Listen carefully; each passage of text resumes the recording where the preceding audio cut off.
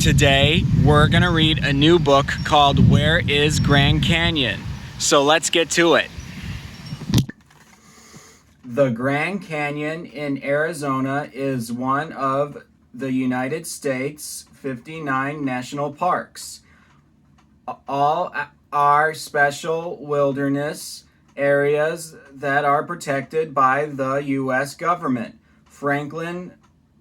President Franklin Roosevelt said, "There's nothing so American as our national parks."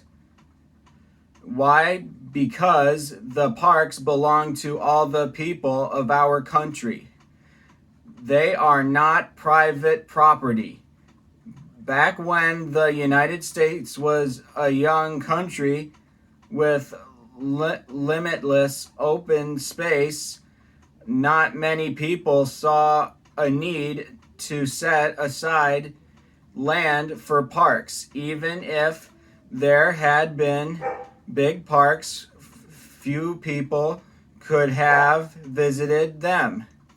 The majority of Americans worked 6 days a week. Not many had the time or money to travel more than a few miles from their home.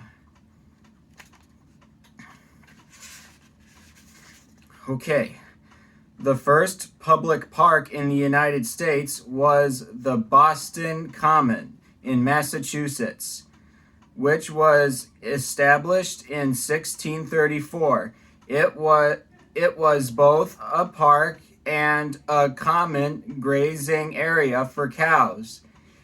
In the 1830s, Americans began building cemeteries that were more than places to bury the dead.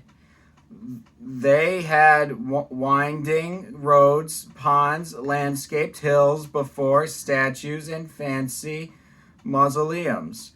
Mausoleums are like little houses with the dead buried inside them.